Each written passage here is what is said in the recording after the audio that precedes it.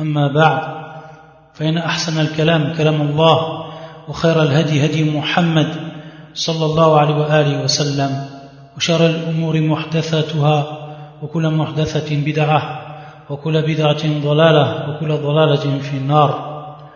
Donc nous poursuivons bi'idhnillah wa bi'awnillah azza wa jal l'explication du livre A'lam Sunnati al-Manshura li'i'tiqadi Ta'ifati al-Najiyati al-Mansura du Cheikh al-Allama Hafid Ibn Ahmed al-Hakami rahmatullah alayh.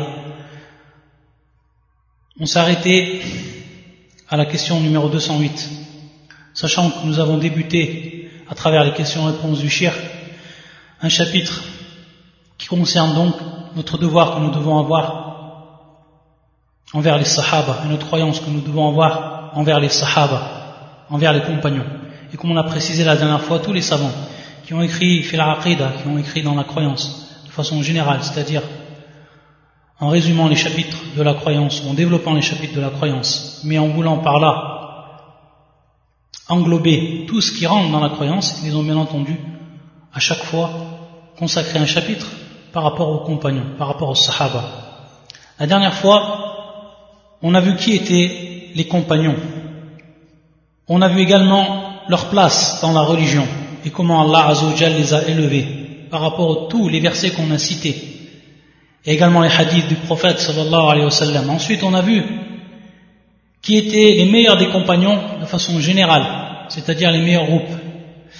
Ensuite, le shir va nous dire Man afdal sahaba tafsilan. Donc, quels sont les meilleurs des sahaba? Donc, de manière précise. Donc, en citant compagnon par compagnon, comme cela est un consensus auprès des gens de la sunna du consensus. Avant cela, on avait dit, le dernier cours qu'on avait déjà rappelé, quel était ta'rif al-sahabi, quelle était en réalité la définition d'un sahabi, comment on connaissait un sahabi, on l'avait déjà cité, mais en réalité je vois qu'il est important que l'on récite une deuxième fois dans ces cours donc qui sont propres aux sahaba et qui sont en relation donc à notre croyance, la croyance des gens de la sunna du consensus, dans ce chapitre consacré aux compagnons du prophète sallallahu alayhi wa sallam. Je vois qu'il est important donc de rappeler quelle est réellement et quelle est la définition d'un sahaba, comment on va en réalité différencier une personne qui va être considérée comme un compagnon de celui qui ne l'est pas. Taïb. Dans un premier temps, de façon générale, on va rappeler cette parole de l'imam Ibn Abi Hatim qui est mort en l'an 327, un des grands imams parmi les salafs, et qui nous rappelle dans son livre Al-Jarh wa Ta'dil يقول فأما أصحاب رسول الله صلى الله عليه وسلم فهم الذين شهدوا الوحي والتنزيل وعرفوا التفسير والتأويل. Donc les compagnons du prophète sallallahu alayhi wa sallam, ce sont ceux qui ont témoigné et qui ont donc assisté à la descente de la révélation, al-wahi wa tanzil wa arafu at-tafsir wa at-ta'wil, et ils ont donc eu connaissance de l'interprétation du Coran, c'est-à-dire donc des versets du Coran, de ce wahi, de cette révélation, et ils ont également ils ont connu l'interprétation des dires du prophète sallallahu alayhi wa sallam. وهم الذين اختارهم الله عز وجل لصحبة نبيه صلى الله عليه وسلم ونصرته وإقامة دينه وإظهار حقه. Ce sont ceux dont Allah Azza wa Jal les a choisis, subhanahu wa ta'ala, pour accompagner son prophète et pour lui rendre secours et pour qu'ils accomplissent et pour qu'ils élèvent donc cette religion et qu'ils fassent apparaître la vérité. فَرَضِيَهُمْ لَهُ صَحَابًا, c'est-à-dire qu'il les a agréés pour lui, pour le prophète sallallahu alayhi wa sallam, en étant donc ou pour être ses compagnons.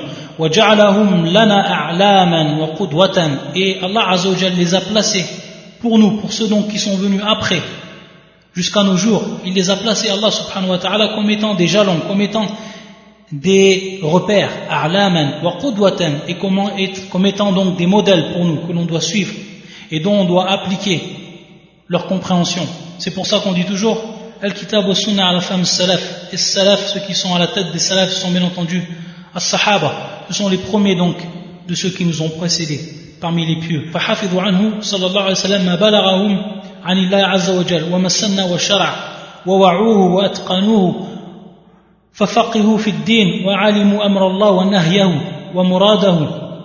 Donc il nous dit ensuite l'imam Ibn Abi Hatim qu'ils ont donc appris du prophète sallallahu alayhi wa sallam ce que lui sallallahu alayhi wa sallam a transmis, donc leur a transmis, comme donc les sunan, tout ce qui va rentrer dans les sunan, tout ce qui va rentrer dans le shar, tout ce qui va entrer dans la législation de façon générale. Ils ont donc appris cela, et ils l'ont perfectionné, ils l'ont maîtrisé totalement.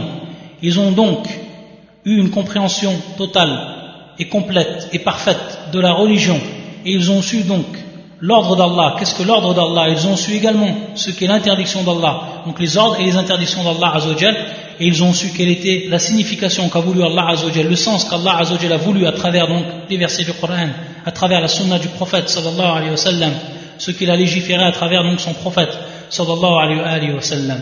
Ça, ce sont les sahaba. De façon plus précise, pour savoir réellement qui est un sahabi, on va revenir tout simplement à une définition qui va être donnée par les savants de l'islam, et parmi eux Ibn Hajar, Al-Hafidh Abu al-Fadl Ahmad ibn Ali rahimahullah ta'ala, qui est mort en l'an 852 et qui est donc Sahib Fath al-Bari, qui est donc l'explication de Sahih al-Bukhari. Il nous dit c'est-à-dire le plus authentique de ce que j'ai pu donc trouver parmi donc les définitions qui vont donc nous définir et nous décrire ce qu'est réellement un sahabi. Anna sahabi, donc le sahabi c'est qui? On va le dire en arabe, c'est quelques termes, et ensuite on va les traduire et les expliquer. يقول من لقي النبي صلى الله عليه وسلم مؤمنا به ومات على الإسلام. من لقي النبي صلى الله عليه وسلم مؤمنا به ومات على الإسلام. Ici en réalité on a 6 caractères ou 6 termes. Ici on a 6 termes qui vont être très importants pour pouvoir définir qu'est-ce qu'est un sahabi. Il nous dit dans un premier temps man. Donc man, il va rentrer dedans al-uqala, tous ceux donc qui sont doués d'intelligence. Man. Parmi donc al-ins wal jin, rijal wa nisa. Donc il va rentrer dans ce terme man que l'on traduit par qui, il va rentrer dedans tous ceux donc qui sont doués d'intelligence.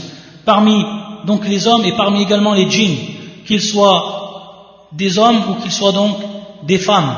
Men, tout cela va rentrer donc dans men.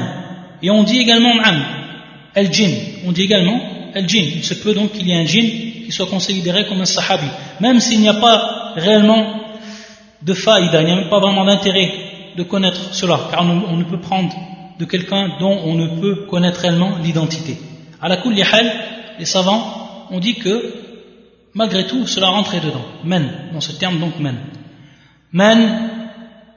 Laqiya donc qui est du terme al-luqya ou al-liqa, et qui est le fait de rencontrer, c'est la rencontre. Al-luqya al-mutlaqa, le fait de rencontrer qui? An-Nabi sallallahu alayhi wa sallam, An-Nabi sallallahu alayhi wa sallam, qui est bien sûr ici le troisième terme. Donc ce deuxième terme, laqiya, man laqiya An-Nabi sallallahu alayhi wa sallam. Laqiya, on choisit donc ce terme qui est précis et qui est en réalité encore plus précis que le terme ra'a. On aurait pu dire man ra'a an-nabi sallam, celui qui a vu le prophète sallam. Mais le fait de dire man laqiya an-nabi sallam, c'est encore plus précis. Pourquoi? Pour 2 choses. Dans un premier temps, par rapport à la personne qui est considérée comme aveugle. La personne qui est aveugle et qui va rencontrer le prophète sallam, elle fait partie des compagnons, même si elle ne l'a pas vu de par ses yeux, car cette personne-là est aveugle. Donc on voit ici que al-luqya, donc par le terme ici qui est le verbe man laqiya, c'est plus précis que man ra'a. Également, la deuxième chose par lequel on va prouver que ce terme est plus précis, c'est qu'il se peut que l'on voit le prophète sallam dans nos rêves, dans nos songes. Et c'est ce qu'on appelle ici ar-ru'yatu al-manamiyya, c'est-à-dire le fait de voir le prophète sallam dans le songe. Est-ce que la personne qui va voir le prophète sallam dans le songe, ça va faire de lui un sahabi, ça va faire de lui un compagnon? Là. Donc c'est pour ça que, également ici, ce terme ra'a peut donc être interprété de cette façon. Il peut rentrer donc dedans ra'a donc bil-ayn ou bil-manam, c'est-à-dire le fait de voir de par ses yeux ou le fait de voir de par son cœur, c'est-à-dire le fait de voir durant le songe. Donc on voit ici que le terme laqiya, qui est donc al-luqya ou al-liqa, on voit que c'est plus précis. C'est donc le fait de rencontrer le prophète sallam, que l'on soit aveugle, mais que l'on le rencontre réellement. Mais laqiya an-nabi sallallahu alayhi wa sallam mu'minan, qu'il soit donc un croyant. Et lorsqu'on dit ici croyant, ça ne veut pas dire mu'minan, c'est-à-dire un croyant qui serait donc parmi les gens du livre. Bal mu'minan bihi, c'est-à-dire ici dans ce cinquième terme, bihi, c'est-à-dire qui croit au prophète, sallallahu alayhi wa sallam. Donc, mu'minan bihi, celui qui va croire à qui? Qui va croire au prophète. On va faire sortir donc de cela tous ceux qui seraient considérés comme des croyants, mais qui ne croiraient pas au prophète, sallallahu alayhi wa sallam. Donc, mu'minan bihi, qui croit en lui. Donc, qui auraient cru, des gens qui auraient cru donc au livre précédent, qui, avant même que le prophète sallallahu alayhi wa sallam soit légiféré ou soit chargé de sa mission, seraient considérés comme des mu'min parmi les gens du livre, etc. Donc c'est pour ça qu'on précise bien ici mu'minan bihi, c'est-à-dire croyant en lui. Donc on répète maintenant qu'il y a un nabiyya sallallahu alayhi wa sallam mu'minan bihi, celui qui a rencontré le prophète sallallahu alayhi wa sallam tout en croyant en lui. Et lorsqu'on dit un nabi, ce terme ici également il a une importance, c'est-à-dire le troisième terme un nabi. Pourquoi? Parce qu'il se peut que une personne elle ait rencontré le prophète sallallahu alayhi wa sallam, Muhammad ibn Abdillah, avant même qu'il soit chargé de sa mission, et qu'il fasse partie des gens qui sont considérés comme les croyants, comme on l'a dit, mu'minan, c'est-à-dire parmi les croyants des gens du livre, et même que cette personne-là croit en que Muhammad va devenir le prophète sallallahu alayhi wa sallam d'après le khabar qu'il va lui donner. Ici on va faire allusion à qui? Bien entendu on va faire allusion à Waraqatu ibn Nufayl, lorsque Khadija, lorsqu'elle a su ce qui est arrivé au prophète sallallahu alayhi wa sallam et les premiers signes de la prophétie, elle est venue donc accompagner le prophète sallallahu alayhi wa sallam auprès de Waraqatu ibn Nufayl. Et lorsqu'il a su ça, Waraqa, qui faisait partie bien entendu des gens qui avaient de la science parmi les gens du livre, et qui a su ce qu'il allait arriver pour le prophète sallallahu alayhi wa sallam, il a su donc que réellement ça allait devenir un prophète. Mais il a cru en lui. C'est-à-dire qu'il n'en a pas démenti ce qu'il a dit le prophète sallallahu alayhi wa sallam, il lui a même informé de ce qui allait donc arriver, de par sa science, par rapport aux écrits précédents. Mais, à ce moment-là, le prophète sallallahu alayhi wa sallam n'a pas été investi de sa mission, et n'a pas été considéré comme prophète. Donc on voit ici que Waraqat ibn Nufayl ne fait pas partie des Sahaba. C'est-à-dire il ne fait pas partie des Sahaba, pourquoi? Parce qu'il a rencontré le prophète sallallahu alayhi wa sallam. Il a cru en lui, c'est-à-dire en ce qu'il allait devenir. Mais à ce moment-là, le prophète sallallahu alayhi wa sallam n'était pas encore considéré comme Nabi, il n'était pas encore investi et chargé donc de sa mission et donc comme étant un prophète. Donc c'est pour ça que l'on dit bien Man laqiya an-nabiyya sallallahu alayhi wa sallam. On n'a pas dit Man laqiya Muhammad ibn Abdillah par son nom, mais on dit bien Man laqiya an-nabi sallallahu alayhi wa sallam mu'minan bihi, celui donc qui a rencontré le prophète sallallahu alayhi wa sallam tout en croyant en lui. Ensuite wa mata ala l'islam, na'am, et qui est mort donc en étant musulman, c'est-à-dire bien entendu suivant l'islam. Wa mata ala l'islam. Ça également c'est important. Pourquoi?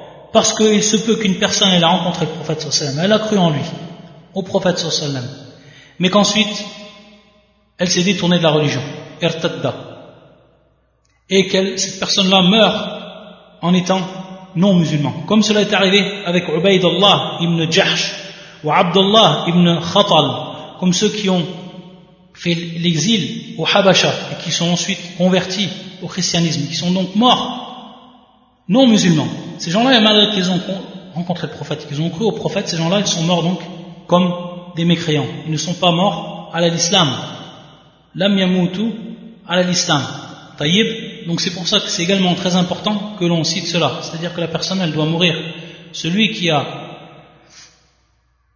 rencontré le prophète sallallahu alayhi wa sallam en croyant en lui, il doit donc mourir à l'islam. Une question ici qui va donc se poser, c'est si la personne, elle se convertit à l'islam, puis ensuite, elle se détourne de la religion, mais qu'ensuite, elle revient à la religion, c'est-à-dire qu'elle se reconvertit une nouvelle fois. Est-ce que cette personne est considérée comme un sahabi? Ibn Hajar nous rappelle que la parole la plus forte est qu'elle est considérée comme un sahabi. فلو ارتد ثم عاد إلى الإسلام لكن لم يروا ثانيا بعد عودته أو بعد عوده فالصحيح أنه معدود في الصحابة.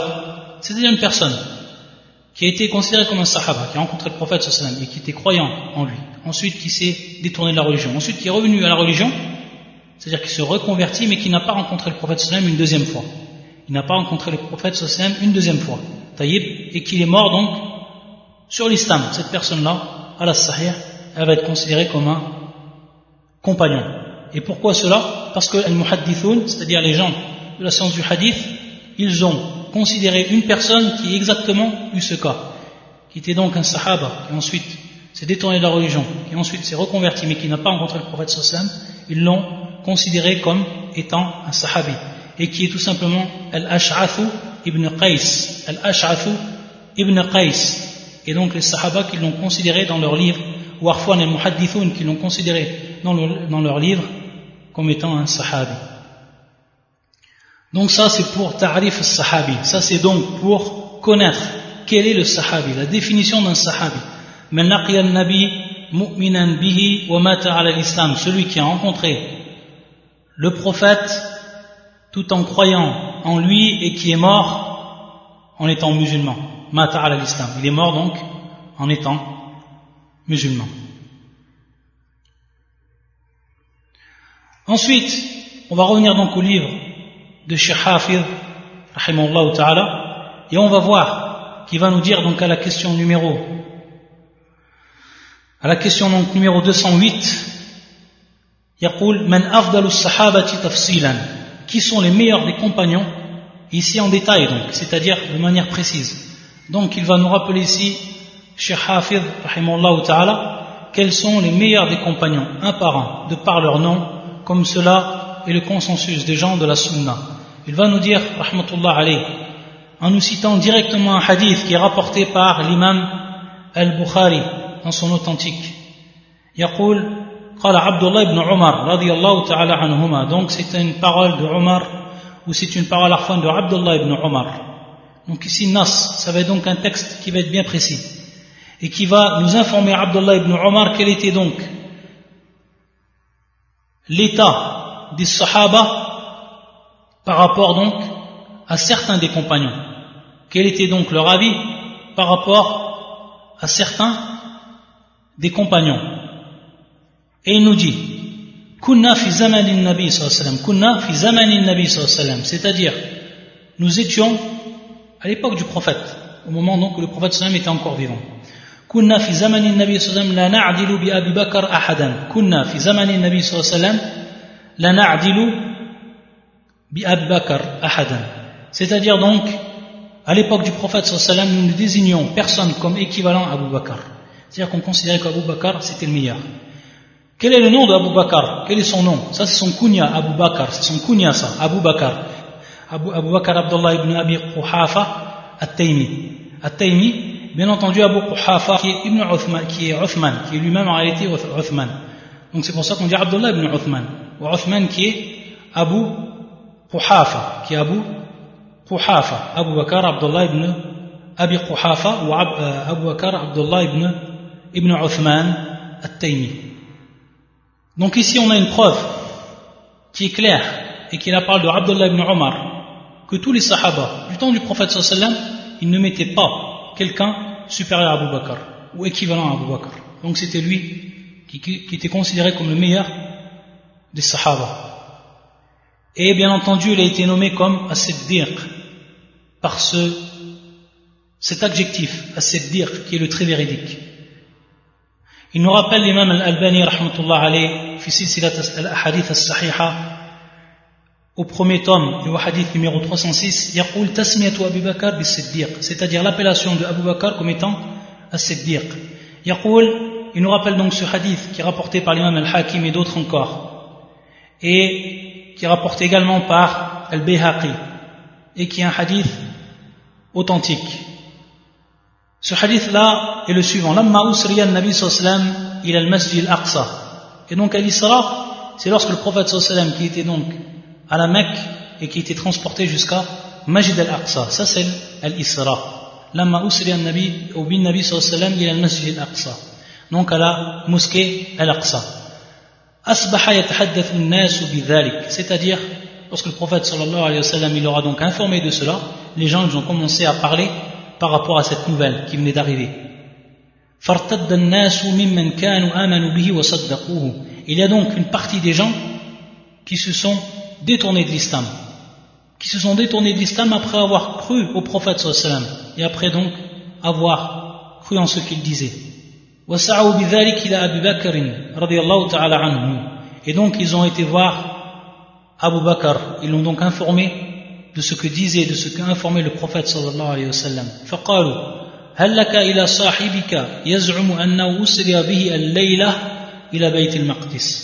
C'est-à-dire qu'ils lui ont dit, ne vois-tu pas donc que ton compagnon, ton ami, il prétend donc qu'il était transporté durant la nuit de la place où il était jusqu'à ila Bayt al-Maqdis, donc jusqu'à la demeure sanctifiée, le Masjid al-Aqsa. قال أو قال ذلك, donc il leur a demandé, il a dit cela, le prophète sallallahu alayhi wa sallam, قالوا نعم, ils ont répondu donc par l'affirmatif. قال لئن كان قال ذلك لقد صدق, s'il a dit donc cela, s'il a dit cela le prophète sallallahu alayhi wa sallam, il a dit vrai. قالوا أو تصدقوا أنه ذهب الليلة إلى بيت المقدس وجاء قبل أن يصبح, c'est-à-dire est-ce que tu vas croire et rendre vraie cette information qu'il est donc parti en une seule nuit jusqu'à Bayt al-Maqdis et qu'ensuite il est revenu au petit matin? قال نعم, il a dit Abu Bakr نعم إني لا أصدقه فيما هو أبعد من ذلك. Et regardez donc la sincérité de Abu Bakr as-Siddiq et son niveau de religion et également son intelligence et également sa raison. Pourquoi? Parce qu'il dit إني لا أصدقه فيما هو أبعد من ذلك, c'est-à-dire je crois ce qu'il dit alors que ce qu'il va dire est encore plus important, est encore plus loin de ce qui s'est passé cette nuit-là et de ce que lui il affirme le prophète sallallahu alayhi wa sallam. C'est-à-dire donc que je vais le croire en une chose qui est encore plus lointaine que cela par rapport donc à ce qu'on pourrait nous avoir comme compréhension. Il dit usaddiqu bi khabari as-sama'i fi ghadwatin aw rawhatin falidhalika summi Abu Bakr as-Siddiq. Donc c'est à ce moment qu'il était donc appelé as-Siddiq. C'est-à-dire qu'il va dire à Abu Bakr que je crois en ce qu'il dit bi khabari as-sama'. Il nous informe donc qu'il a des informations qui viennent du ciel, que ce soit durant la journée, que ce soit en soirée, que ce soit le matin, que ce soit la nuit. Il a des informations qui viennent du ciel, directement du ciel. Et bien moi, je crois en ce qu'il dit. Et bien moi, je crois en ce qu'il dit. Et cela, bien entendu, c'est encore abadou, c'est encore plus loin de ce qu'il a affirmé le prophète sallallahu alayhi wa sallam. C'est encore plus important de ce qu'il a affirmé le prophète sallallahu alayhi wa sallam lorsqu'il est parti donc en une nuit jusqu'à Bayt al-Maqdis. Et naam. Donc c'est à ce moment-là qu'Abu Bakr il a été nommé as-Siddiq radiyallahu ta'ala. Donc pour revenir au hadith qui est rapporté par Abdullah ibn Umar radiyallahu anhuma, kunna fi zamani nabi sallallahu alayhi wa sallam na'dilu bi Abi Bakr ahadan thumma Umar, ensuite donc il vient Umar, thumma Uthman, donc ensuite Umar et ensuite Uthman. Donc on voit ici qu'il y a un ordre qui vient et qui est dans un premier temps Abu Bakr, ensuite Umar et ensuite Uthman. ثم نترك أصحاب النبي صلى الله عليه وسلم لا نفاضل بينهم, c'est-à-dire ensuite après donc Uthman nous laissions les compagnons du prophète sallam sans les comparer les uns aux autres, ou sans les préférer les uns aux autres, après bien entendu Uthman. Donc ça c'est d'abord une preuve pour ce qui est donc des trois premiers compagnons, donc pour ce qui est de Abu Bakr, pour ce qui est de Omar et pour ce qui est de Uthman. Donc kunna, Abdullah ibn Umar il parle donc au nom de tous les sahaba, kunna fi zaman al-nabi sallam, et donc à l'époque du prophète sallam. Donc le prophète sallam avait connaissance de cela, parce que c'était du temps du prophète sallallahu alayhi wa sallam. Ensuite il va nous rappeler pour ce qui est de Abu Bakr certaines preuves de sa supériorité par rapport aux autres compagnons. Il va donc nous rapporter des hadiths du prophète sallallahu alayhi wa sallam. Il va nous dire le shir وقال النبي صلى الله عليه وسلم لأبي بكر في الغار. Bien entendu, lorsque le prophète صلى الله عليه وسلم et Abu Bakr ont fait la hijra, ont fait donc l'exil de Mecca à Médine, et on sait que le prophète صلى الله عليه وسلم l'exil il l'a fait en compagnie de Abu Bakr. Ils étaient donc tous les deux lorsqu'ils ont fait al-hijra, lorsqu'ils ont fait donc l'exode de la Mecque à Médine. Et on sait tous que lorsque les mushrikoun sont partis donc, les polythéistes sont partis à leur recherche pour les ramener ou pour les tuer, on sait qu'ils se sont réfugiés donc dans une grotte. Et dans cette grotte-là, le prophète sallallahu alayhi wa sallam lui a dit une parole lorsqu'il a vu que Abu Bakr était anxieux. Il lui a dit Ma dhannuka bi ithnayni Allahu thalithuhuma. Ma dhannuka bi ithnayni Allahu thalithuhuma. Que penses-tu donc de deux individus dont Allah est le troisième? Donc on voit ici le fadl, on voit donc le niveau qu'a donné le prophète sallallahu alayhi wa sallam à travers cette parole à Abu Bakr. Ma dhannuka bi ithnayni Allahu thalithuhuma. Ceux qui vont être avec lui, donc ceux qui vont accompagner ces deux personnes, ou Allah subhanahu wa ta'ala. Bien entendu, binusratihi bima'iyati al-khassa, c'est-à-dire qu'il va les accompagner de par son secours et de par son accompagnement spécial, c'est-à-dire celui qui est spécial, celui qui est propre aux croyants. Donc on voit ici la place de Abu Bakr qui se retrouve donc avec le prophète sallallahu alayhi wa sallam et dont on lui a dit cette parole. Ensuite, وقال صلى الله عليه وسلم, dans un hadith également authentique qui est lui aussi rapporté par l'imam al-Bukhari, également l'imam Muslim, من حديث ابن عباس, يقول النبي صلى الله عليه وسلم لو كنت متخذا من أمتي خليلا لاتخذت أبا بكر خليلا ولكن أخي وصاحبي. Si j'avais pu prendre un ami intime d'entre ma communauté, j'aurais choisi Abu Bakr comme ami intime. Mais il est mon frère et mon compagnon. Donc on voit également la place d'Abu Bakr par rapport au prophète sallallahu alayhi wa sallam, qui est la place la plus élevée quant à ce hadith du prophète, cette parole du prophète sallallahu alayhi wa sallam.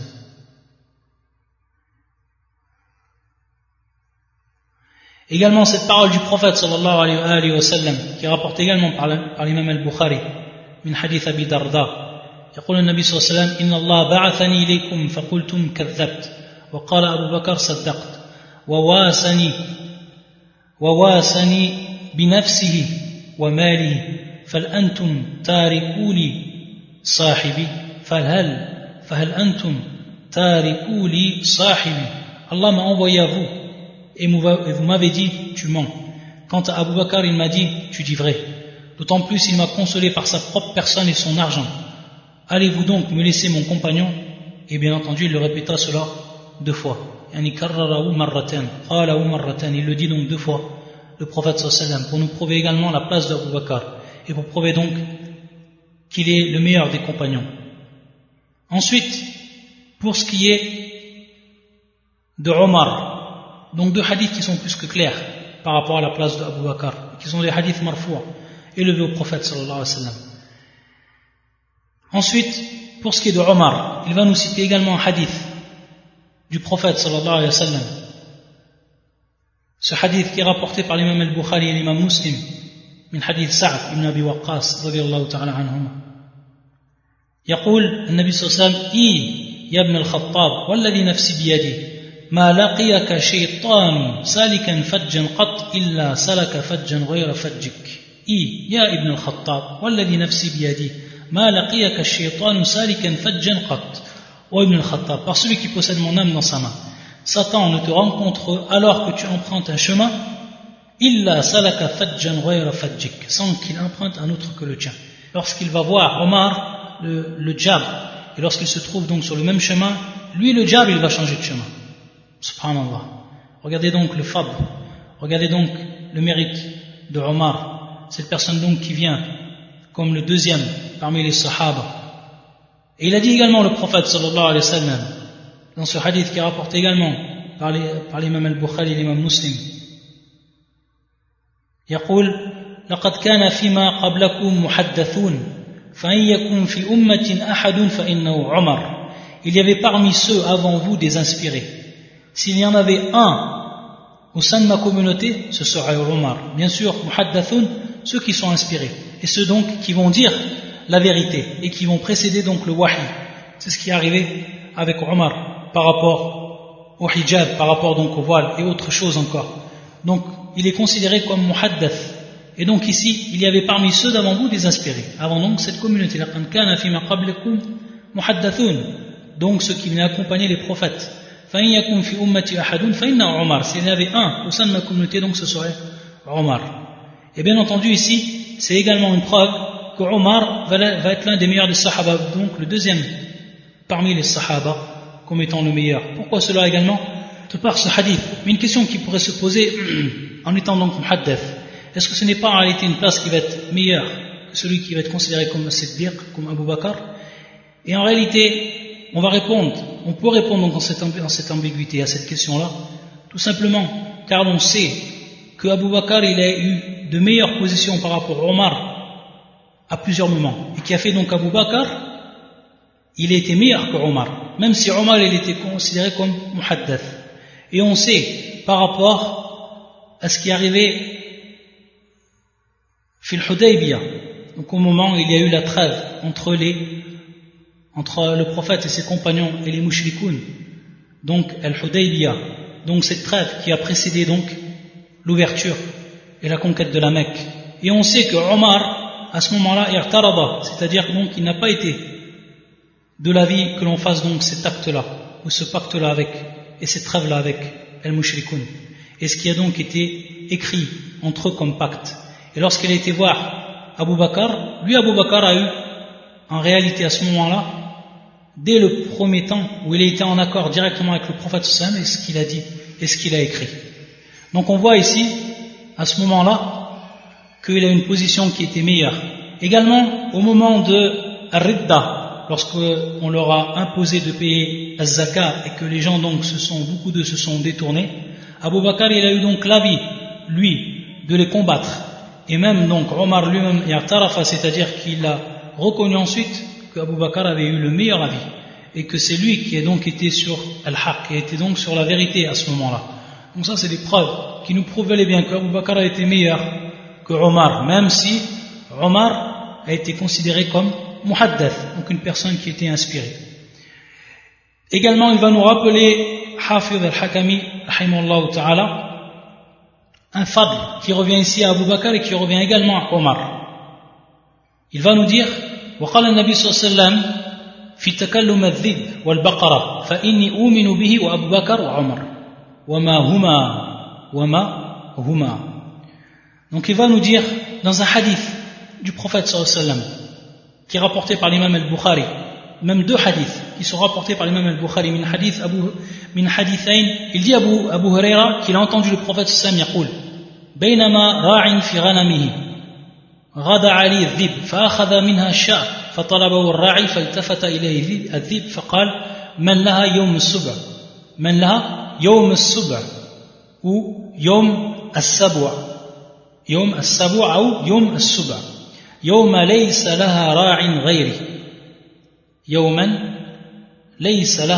راع غيري. Dans cette histoire, qu'est-ce qu'il est advenu? Il était présent, le prophète sallallahu alayhi wa sallam, auprès donc d'un berger, Ra'in fi ghanamihi, qui est en train donc de surveiller son troupeau. Au moment donc où il y a un loup qui est apparu, al-dhib, qui est apparu et qui s'est emparé d'une des brebis parmi le troupeau. Fa'akhadha minha sha, c'est-à-dire donc qu'il a pris un mouton parmi les troupeaux. Fatalabahu ar-ra'i, c'est-à-dire qu'il est parti à sa poursuite, le berger, et qu'il a réussi donc à récupérer le mouton.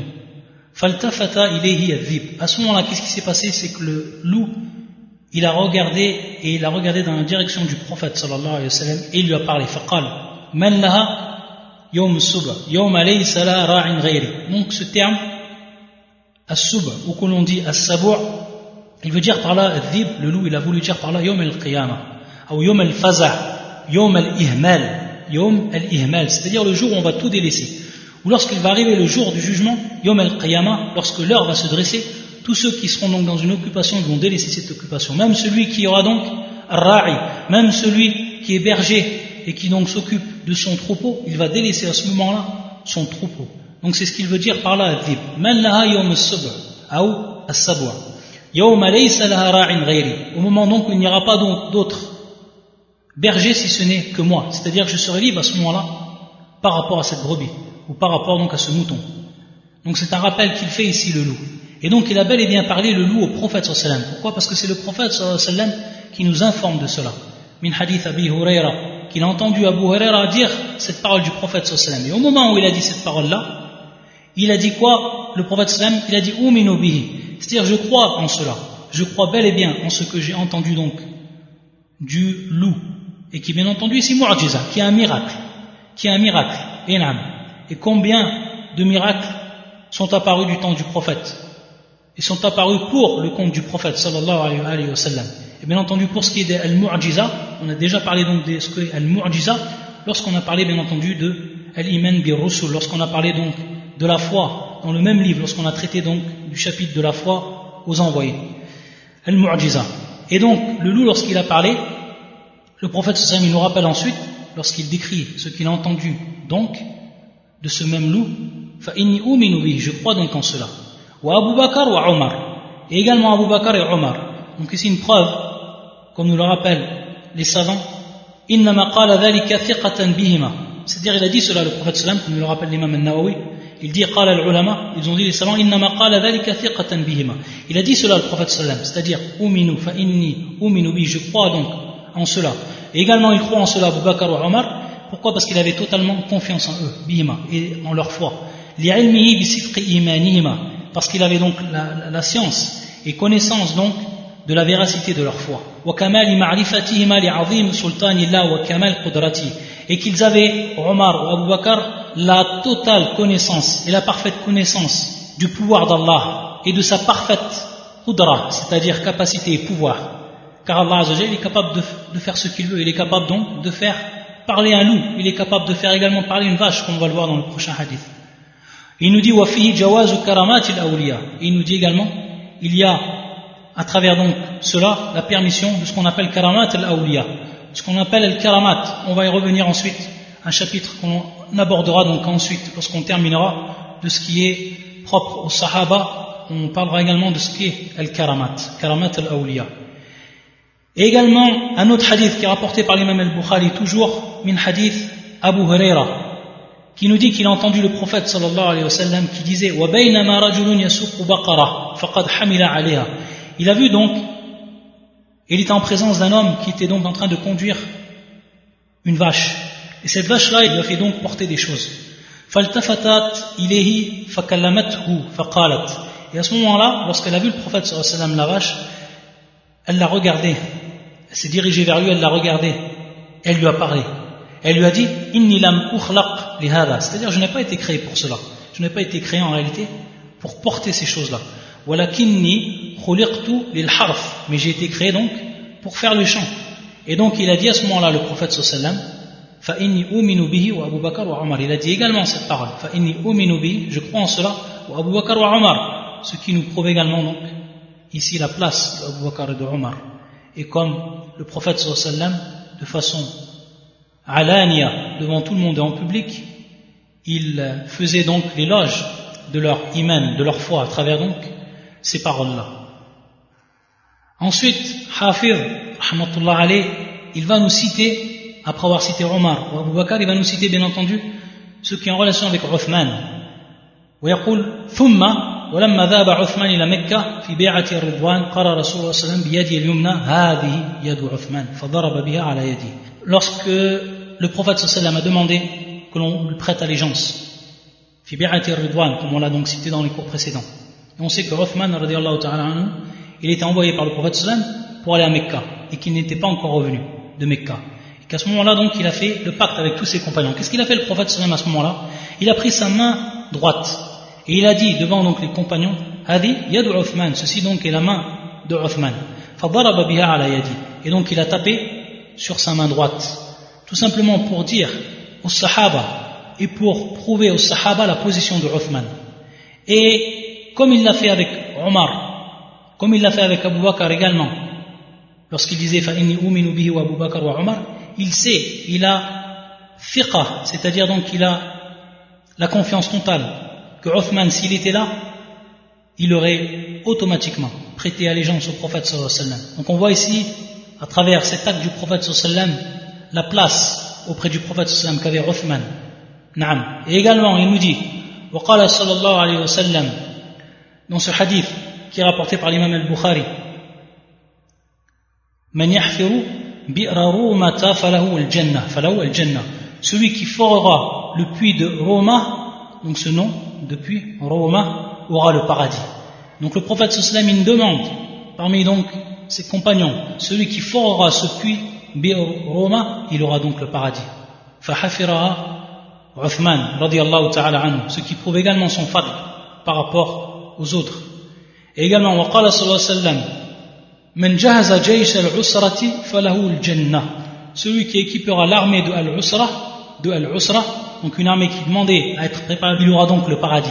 Et qui c'est donc qui l'a préparé? C'est Uthman. C'est Uthman donc qui a préparé cette armée à ce moment-là. وقال صلى الله عليه وسلم فيه, et le prophète sallallahu alayhi wa sallam, il a dit à propos de Uthman, ألا أستحيي ممن استحيت منه الملائكة. N'aurais-je pas honte devant un homme devant lequel les anges ont honte? Et on sait que le prophète sallallahu alayhi wa sallam avait sa cuisse qui était découverte. Omar est rentré, Abu Bakr est rentré. Et au moment où Othman il est rentré, ici, il a caché donc sa cuisse, le prophète sallallahu alayhi wa sallam, et il a dit cette parole-là. Ala astahyi mimman istahyat minhu al-malaika. N'aurais-je pas honte devant un homme devant lequel les anges ont honte? Et à partir donc de cela, les savants ont dit qu'il y avait, par rapport à l'aura, une aura qui était mughallada, et c'est celle qui cachait donc les parties, et une qui était plus légère, et qui est donc la cuisse. Donc, istadallu, ils ont pris comme preuve donc ce hadith du prophète sallallahu alayhi wa sallam, et cet acte du prophète sallallahu alayhi wa sallam par rapport à Omar, Abu Bakr, et ensuite par rapport à Uthman. Ensuite, pour ce qui est de Ali, waqala sallallahu alayhi wa sallam li Ali, on sait donc qu'il y a Abu Bakr, ensuite qu'il y a Omar, ensuite qu'il y a Uthman, et qu'ensuite il y a Ali radiyallahu ta'ala anhu, le gendre du prophète sallallahu alayhi wa sallam. Et on sait que par rapport à Ali, les gens de la sunna, le consensus des gens de la sunna ont placé Ali comme étant donc le quatrième dans l'ordre des meilleurs compagnons, le quatrième dans l'ordre donc des meilleurs compagnons, même s'il n'y a pas une preuve directe comme cela a été rapporté par rapport aux trois autres premiers compagnons, mais on sait que, on va nous le rappeler plus tard, Hafid, que les gens de la sunna, ils sont tous unanimes pour placer Ali comme étant donc le quatrième sahabi par rapport donc à ses mérites, par rapport à sa place, par rapport à tous les autres compagnons. Et le shir va nous rapporter ici des preuves des mérites de Ali. وقال صلى الله عليه وسلم لعلي رضي الله عنه أنت مني وأنا منك أنت مني وأنا منك كما في هذا الحديث rapporté par l'imam Al-Bukhari تعليقا في كتاب الفضائل et d'autres savants encore, et qui est un hadith authentique. Anta minni wa ana mink, c'est-à-dire tu fais partie des miens et je fais partie des tiens, tu fais partie de moi et je fais partie de toi. Donc regardez également cette parole pour prouver le fadl, pour prouver le mérite de Ali. Également il nous dit le shir wa akhbara sallallahu alayhi wa sallam annahu yuhibbu Allah wa rasulahu wa yuhibbu Allah wa rasuluhu wa qala sallallahu alayhi wa sallam man kuntu mawlahu fa Ali mawlahu. C'est-à-dire il va nous dire également le prophète sallallahu alayhi wa sallam qu'il déclare que Ali aimait Allah et son messager, et qu'Allah et son messager l'aimaient, c'est-à-dire aimaient Ali. Et il a dit également que bien entendu cela est authentifié et rapporté dans le hadith rapporté par l'imam al-Bukhari et l'imam Muslim muttafaqun alayh. Et également il a dit le prophète sallallahu alayhi wa sallam man kunta mawlahu fa aliyun mawlahu, celui dont je suis le maître, Ali est son maître. Donc également une preuve ici qui va prouver al-fadl, le mérite de Ali, et qu'en réalité c'est par droit que les gens de la sunna l'ont placé comme étant le quatrième sahabi par rapport donc à ceux qui étaient les meilleurs. Et il dit encore le prophète sallallahu alayhi wa sallam, encore d'autres hadiths qui va nous rapporter l'imam Hafiz rahmatullah alayh, ala tarda an takuna minni bimanzilati Harun min Musa, ala tarda an takuna minni bimanzilati Harun min Musa illa annahu la nabiyya ba'di. N'es-tu pas satisfait d'être par rapport à moi ce qu'était Haroun par rapport à Moussa, si ce n'est qu'il n'y aura plus de prophète après moi? Nous dans ce hadith qui est rapporté par l'imam al-Bukhari et l'imam Muslim également. Et il a dit également le prophète sallallahu alayhi wa sallam, c'est-à-dire que ici il va nous rapporter le prophète sallallahu alayhi wa sallam les 10 dont on leur a fait l'annonce du paradis, et qui va donc une preuve que ces gens-là ils font partie des meilleurs des sahaba. Après, bien entendu, les 4 qu'on a cités. Inch'Allah, on va terminer la semaine prochaine, bi'idhnillah. Subhanakallahumma bihamdika. Ashhadu an la ilaha illa anta. Astaghfiruka wa atubu ilayk.